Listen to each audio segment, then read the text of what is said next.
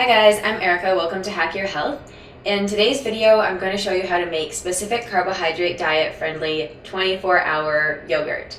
So the difference between this and store-bought or other homemade yogurt is that when you ferment the yogurt for 24 hours, it basically completely removes the lactose, as well as it maximizes the amount of probiotics in the yogurt. So this is really great for healing your digestion, and it's appropriate for people who are lactose intolerant. It does still have casein in it, which is the protein found in milk, and if you're sensitive to that, then it's a good idea to try making this with goat's milk instead. So for those of you who don't know, the Specific Carbohydrate Diet is a diet that's used for Crohn's disease, colitis, celiac disease, diverticulitis, and it's also used for children with autism and other behavioral disorders.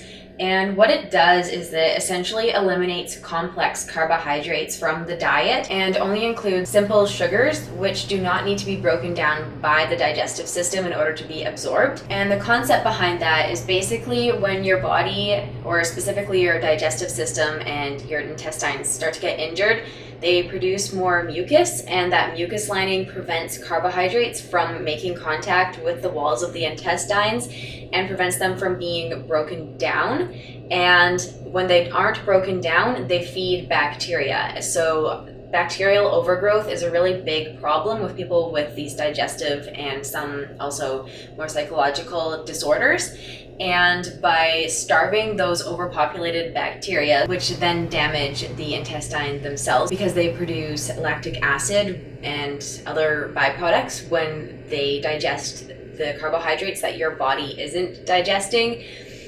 Basically, it starves off those harmful bacteria and returns your microbiome to a state of balance and allows your intestines to heal. And when your intestines start to heal, they don't need to produce as much mucus, and your body can digest carbohydrates better again. So if you want the full version of that, you can read Breaking the Vicious Cycle, which is the book that describes the Specific Carbohydrate Diet, and it does so in great detail. And I'll also do another video soon that goes into what the Specific Carbohydrate Diet really is, if you're interested. So essentially, this yogurt is part of that diet because the lactose, when it's still intact, is a 2-sugar carbohydrate, which means that your body, if it's not digesting food properly, is unlikely to be able to digest lactose. However, if you use these bacteria, which the yogurt contains, to break down the lactose before you eat it, then it becomes 2 simple sugars which your body can absorb and use and digest. And along with that, the milk contains a lot of very important nutrients such as, saturated fat and vitamin D and calcium and iodine and many other important nutrients. And there are 2 strains of bacteria, and honestly, I'm just going to put them up here somewhere because I find the names pretty hard to pronounce. But those are the 2 strains that you want to make sure to have in your yogurt. And there's a 3rd strain, which is acidophilus, which you can also include if you like. And basically those 2 or 3 strains are the ones that you want. I'll put a starter in the description box that contains those strains if you're interested in buying it online. And what I do is I use a local grass-fed yogurt as my starter, and it has those. I looked on the website, and those are the strains that they use to make their yogurt, so I use that as a starter. So you could also do some research and find a yogurt that has those as its bacteria as well. So when I was on the Specific Carbohydrate Diet, I personally used kefir instead of yogurt, so I only started making yogurt recently, and I wish I had done it sooner. I always imagined that it was going to be something really difficult, but it's actually very, very easy, and I would highly encourage you to try it. If you're still in a state of poor health and you're not digesting things very easily, then it's suggested to just start with 1 teaspoon of yogurt per day until your body gets used to it. So you might not want to start by eating a huge amount right at the very beginning. You might want to just start having 1 spoonful, see how you feel. The next day you can have another spoonful and gradually increase the amount that you're eating. So with all that said, please let me know if you have any questions, because there's tons more information, but I don't want to make the whole video talking like this. So if you have other questions about this yogurt or the Specific Carbohydrate Diet or anything else that I didn't cover in this video, please let me know in the comments and I'll do my best to answer all your questions to the best of my ability. So a yogurt maker isn't 100% necessary, but it will make things a lot easier, especially since the temperature needs to be consistent for a full 24 hours. So sometimes people use their oven with the light on, or a crock pot I think would work, but some other way to keep it above room temperature so the bacterias are active. You may find a creative solution, but my preference was to just buy a yogurt maker. So this is the one that I got, and it's Euro cuisine, and I'll put it in the description box as well. It was about $28 or $29 Canadian, so very affordable.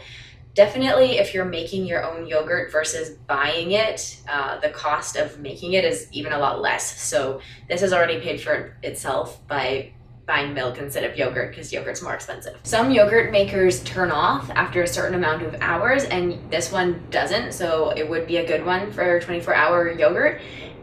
Just make sure that you don't buy one that turns off after maybe 8 or 12 hours if you want to use it for 24-hour yogurt, just because I think that would be pretty inconvenient to have to remember to start it again right away once it stops.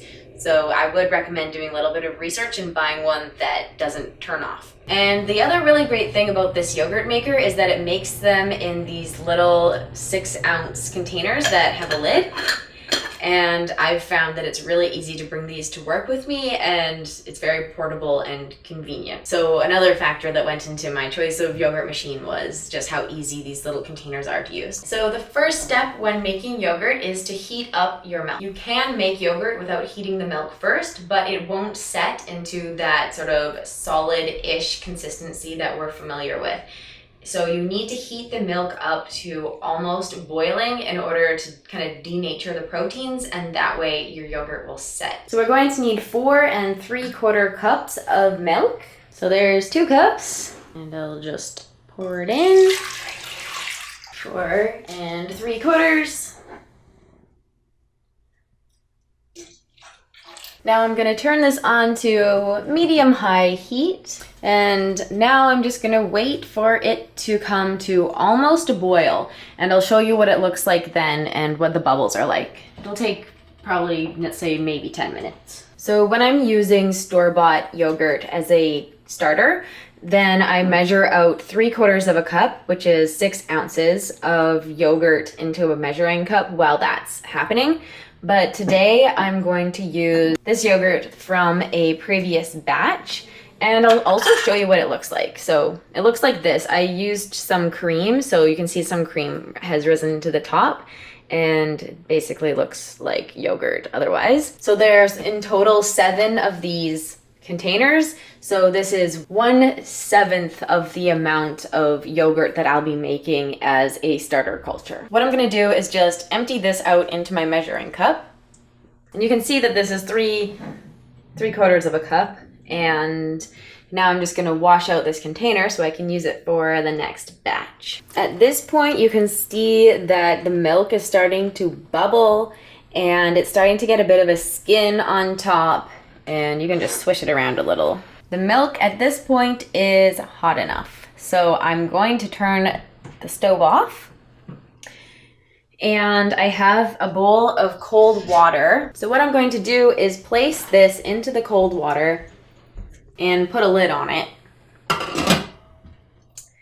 And this is gonna make the milk cool off faster so that I don't have to wait a really long time. So what I do is I put it in this cold water until the water that's surrounding it gets very warm. And then once it gets really warm, I dump it out and then do it again. So that way, the second time, the cold water really cools it down, and then it's pretty quickly ready to use. It's probably been about 15 minutes, and I changed the water a second time. So I used 2 bowls of water. And now this is cooled down to just a little bit warmer than room temperature, which is an okay temperature to use to make yogurt. So I'm going to remove this from the water and remove this bowl.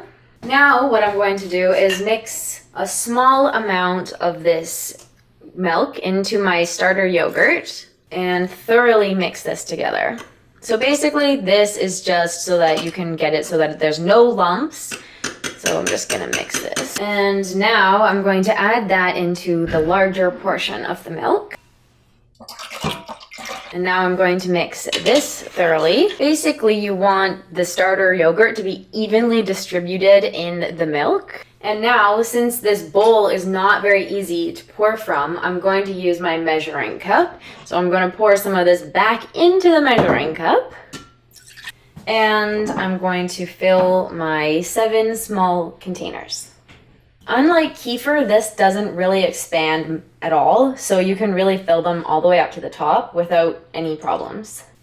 So there we are, and for some reason this time 4 3/4 cups doesn't seem to have quite been enough to fill all of these, so I made the last 3 a little bit less. This worked for me last time, so I'm not entirely sure what happened. Maybe I measured wrong. But anyways, that's all you need to do. It's really easy. You just want to put this somewhere where it's not going to get bumped, because the yogurt won't set properly if you bump it. And then I like to use this thing to record what hour I put it in, and that's just this little slot. So it's about 7 o'clock right now. So at 7 p.m. tomorrow, these will be done, and you just turn it on like this. But before I really start this, I'm gonna put it in a spot where it won't be as disturbed as on the counter. That's how you make a Specific Carbohydrate Diet friendly 24-hour yogurt. It's very, very easy, and basically this entire prep time takes about an hour, but almost all of that is waiting. So you can really do a bunch of stuff at the same time, like do the dishes or tidy up your house while you're making this yogurt very easily. You just have to kind of be around for about an hour to do it. And it's very good tasting. I prefer the taste of yogurt to kefir myself, so I find that I am much more consistent with actually eating the yogurt these days. I used to be very consistent with kefir, but now I really prefer the taste of yogurt. You can also use this to make various recipes. You can also use it to make Greek yogurt if you strain it through a cheesecloth afterwards to remove some of the liquid. And you can really do a lot with this yogurt, but I prefer to just bring it to work plain and have a little container of yogurt at work every day, because I find that that makes my digestion a lot better if I just eat that in the middle of the day sometime.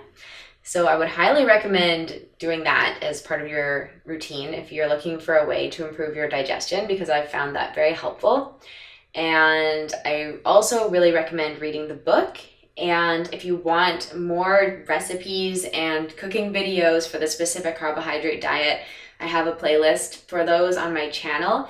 And I'm also open to suggestions. So if there's other topics that are related to this that you would find useful to have a video about, please let me know, because I'm happy to make them. And I'm really interested in what would be helpful to you.